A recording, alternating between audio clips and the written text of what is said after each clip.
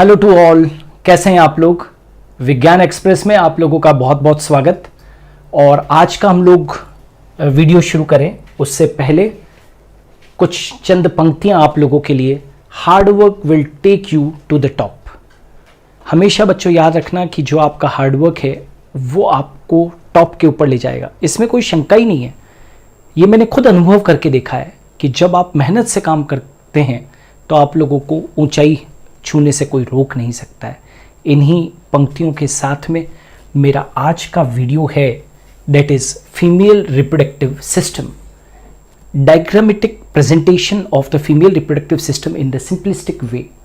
मतलब हम लोग फीमेल रिप्रोडक्टिव सिस्टम को आज यहाँ पर पढ़ेंगे डायग्रामेटिक प्रेजेंटेशन के द्वारा, ताकि आपको मालूम पड़ पाए कि फीमेल रिप्रोडक्टिव सिस्टम में क्या क्या पार्ट्स होते हैं और उनकी लोकेशन क्या होती है और उनको किस तरीके से लेबल्ड करते हैं। ठीक है, तो शुरू करते हैं आज का वीडियो।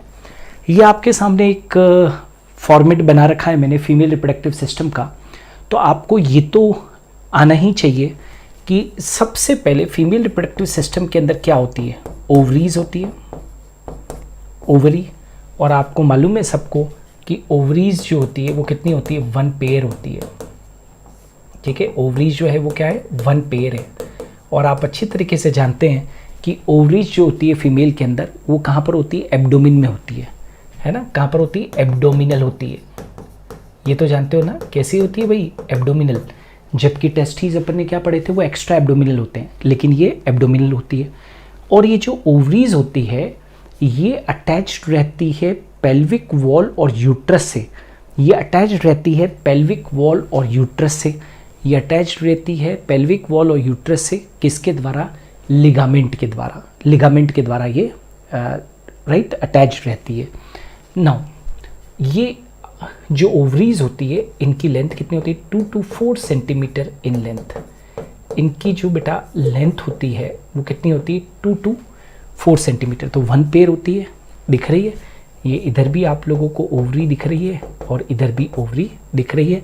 और ओवरीज एब्डोमिनल है। ये पेल्विक वॉल और यूट्रस से लिगामेंट के द्वारा ये जुड़ी रहती है, आप देख सकते हैं। ठीक है, अब जो ओवरीज होती है वो प्राइमरी सेक्स ऑर्गन है। ओवरी जो है वो प्राइमरी सेक्स ऑर्गन है, किसका, फीमेल का। क्यों, क्योंकि उसके अंदर 2 चीज़ें, इनके 2 काम है। एक तो ओवम का फॉर्मेशन और दूसरा हार्मोन्स का सिक्रीशन। कौन कौन से हार्मोन्स का, जैसे कि एस्ट्रोजन, जैसे कि प्रोजेस्टेरोन, इन सब का जो सिक्रीशन होता है वो इन्हीं के द्वारा होता है। तो क्या कहा मैंने, ओवरी के 2 इंपॉर्टेंट फंक्शन है।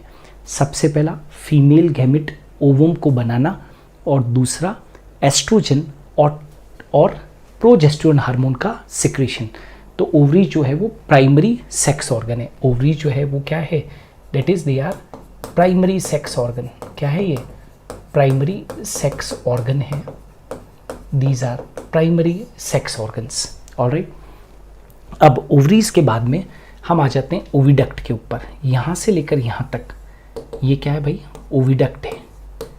तो ओविडक्ट भी कितनी होती है, 1 पेयर। एक ओविडक्ट इधर है तो एक ओविडक्ट इधर है। तो जिस तरीके से ओवरीज 1 पेयर होती है वैसे ही ओविडक्ट्स जो होती है वो भी कितनी, 1 पेयर होती है। राइट, और ये जो ओविडक्ट होती है, ओविडक्ट, इसको हम फैलोपियन ट्यूब भी कहते हैं। Fallopian tube. अब इसको ओविडक्ट क्यों कहा है, राइट, इसको ओविडक्ट क्यों कहा हमने और फैलोपियन ट्यूब क्यों कहा है।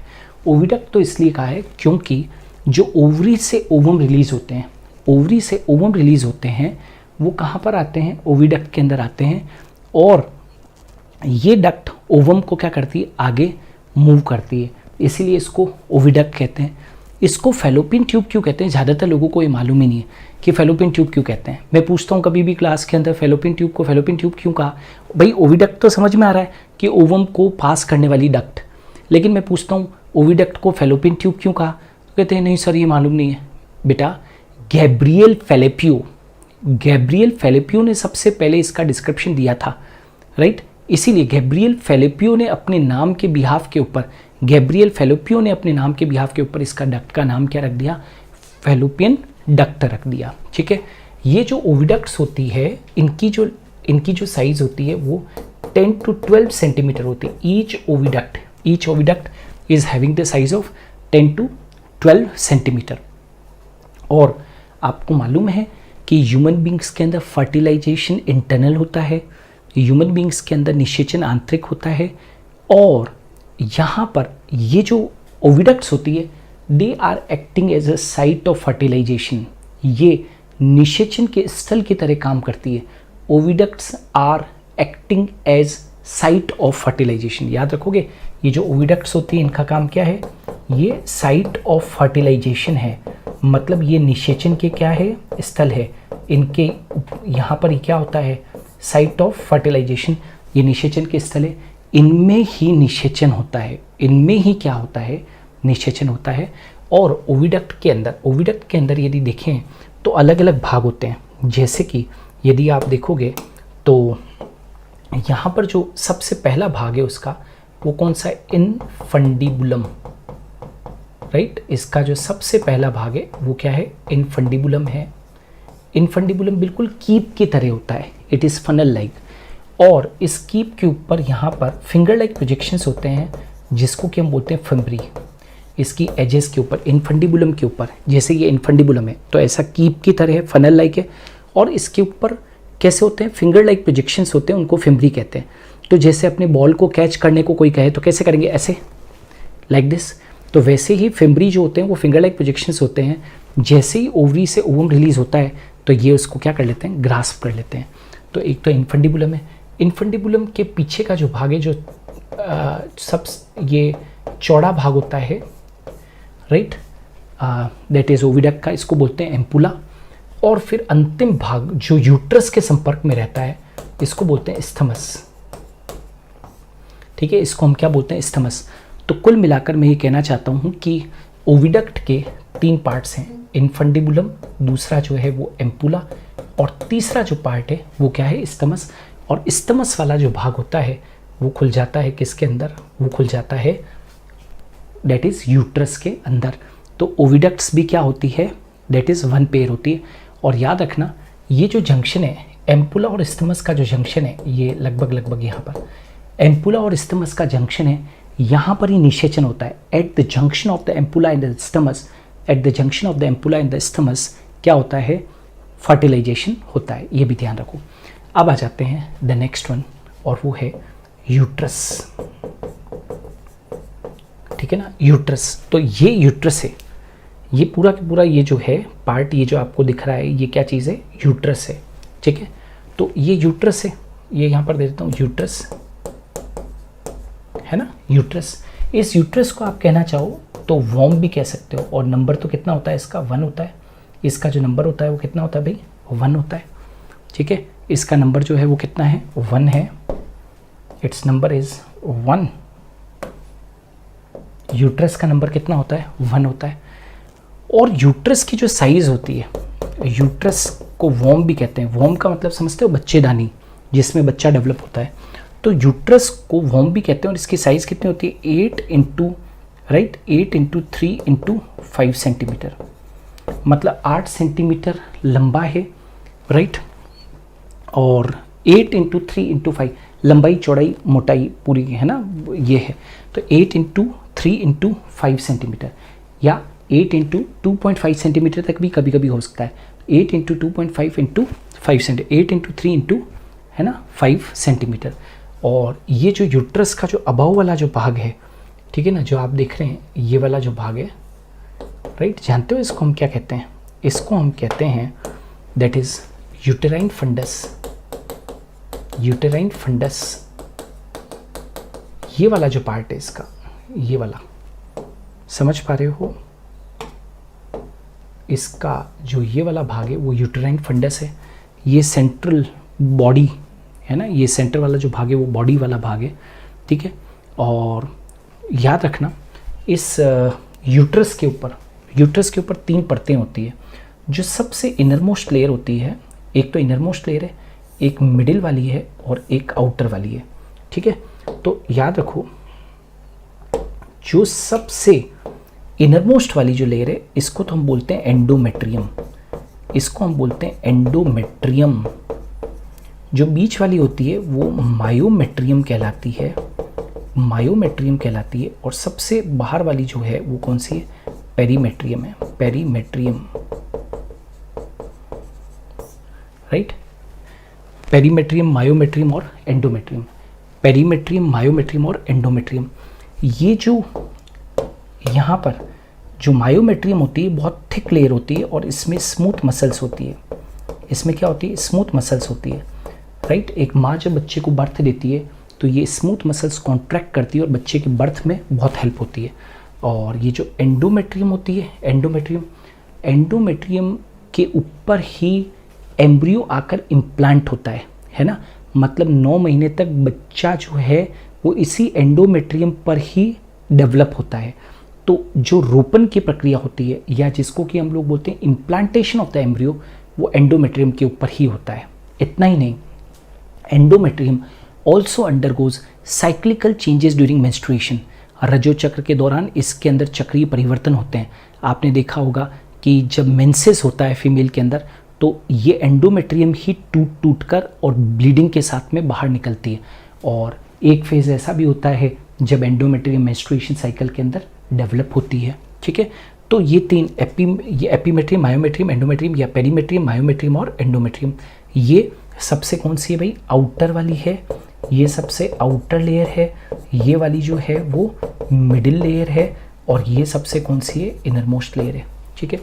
और यूट्रस का जो नैरो पार्ट है, यूट्रस का नैरो पार्ट, उसको अपने क्या बोलते हैं, सर्विक्स कहते हैं, है ना। जिससे होकर यूट्रस, इसी से होकर यूट्रस जो होता है वो वेजाइना के अंदर ओपन होता है। तो सर्विक्स को हम क्या बोलते हैं, ग्रीवा। सर्विक्स को हम क्या बोलते हैं, ग्रीवा कहते हैं। चलो आगे बढ़े उससे पहले यूट्रस के बारे में और कुछ बता दें। यूट्रस जो होता है वो इन्वर्टेड पियर लाइक होता है। कैसा होता है, इन्वर्टेड पियर लाइक, इन्वर्टेड पियर शेप्ड होता है। इन्वर्टेड पियर शेप्ड का मतलब समझते हो, उल्टे नाशपाती के समान, उल्टे नाशपाती के समान। 9 महीने तक एक माँ के अंदर बच्चा जो होता है वो यहाँ पर यूट्रस के अंदर ही पलता है। यूट्रस का नैरो पार्ट, राइट, सर्विक्स कहलाता है। और सर्विक्स की जो कैनाल होती है उसको बोलते हैं सर्वाइकल कैनाल, राइट। उसको हम क्या कहते हैं, सर्वाइकल कैनाल, यानी कि ग्रीवा नाल। इसको हम ग्रीवा नाल के नाम से जानते हैं, ठीक है, सर्वाइकल कैनाल। तो सर्विक्स की जो कैनाल होती है, उसको सर्वाइकल कैनाल कहते हैं। और यूट्रस जो होता है वो इसी कैनाल के थ्रू, सर्विक्स के थ्रू ही किस में खुलता है, वेजाइना के अंदर खुलता है। वेजाइना का मतलब होता है योनि, ठीक है। और याद रखना, cervical canal along with vagina, ध्यान से सुन लो, cervical canal along with vagina is called as birth canal. इन दोनों को मिलाकर, सर्वाइकल कैनाल और वेजाइना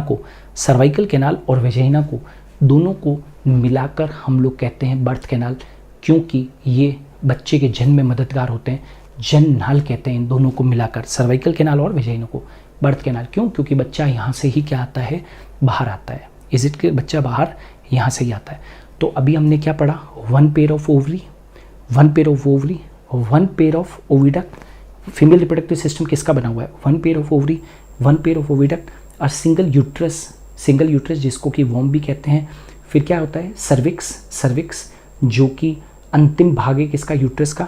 और फिर आता है वेजाइना। ये जो वेजाइना है इसके बहुत सारे काम हैं।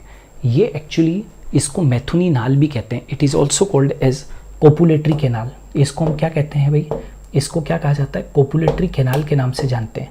कोपुलेटरी कैनाल क्यों कहते हैं, मैथुनी नाल, इसको कोपुलेटरी कैनाल कहते हैं। क्यों, क्योंकि नर अपना वीर्य इसी योनि के अंदर डालता है, ठीक है।